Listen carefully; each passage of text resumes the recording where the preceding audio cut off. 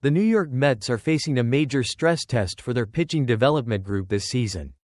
As injuries to key free agent acquisitions raise serious questions about their rotation's depth and overall competitiveness. With starting pitchers Frankie Montas and Manaea, both signed over the winter, expected to miss significant time. The Mets' plans for the season are now more uncertain than ever. Owner Steve Cohen recently acknowledged that he'd heard the doubts circulating around the club's pitching. At a recent Q&A session during spring training, Cohen, known for his candid nature, admitted that despite the arrival of marquee talent like Juan Soto, there remains a public perception that the Mets lack a World Series caliber pitching staff. "I think our pitching is going to surprise people," he declared, a statement that reflects both optimism and the underlying anxiety about the unit's vulnerabilities. The challenges became more apparent when news broke that Manaea, who was the team's best pitcher last season before showing flashes of brilliance after adjusting his arm slot mid-season, is likely to miss the opening of the regular season due to an oblique strain. Likewise, free agent addition Frankie Montas is expected to be sidelined until at least late May after suffering a high-grade lat strain.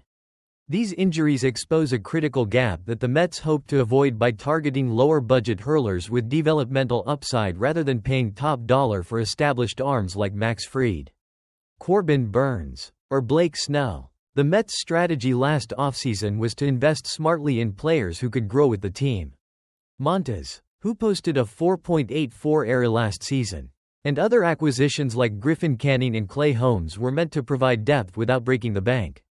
However, these recent injuries have amplified concerns over the unit's reliability. Last season, the pitching staff was a key factor in the Mets' Cinderella run to the NLCS.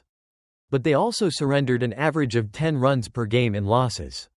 With two of their frontline starters now out, the spotlight is on the Mets' pitching development group, led by MLB pitching coach Jeremy Hefner and director of pitching development Eric Yeagers.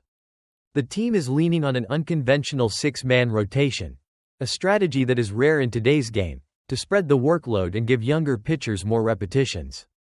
This rotation, featuring Kodai Senga, the Japanese forkballer who missed much of 2024 due to injuries, David Peterson, Tyler Megill, and Paul Blackburn alongside reinforcements like Clay Holmes and Griffin Canning, is designed to provide rest and rapid improvement. Yet, with such a strategy, every additional injury or underperformance could prove costly. GM David Stearns remains cautiously optimistic, stating, "I feel much better about our starting pitching depth sitting here today than I did a year ago." Cohen echoed that sentiment by emphasizing the club's commitment to improving players. The hope is that the Mets' development staff can turn these early setbacks into long-term gains and eventually forge a rotation capable of challenging the elite.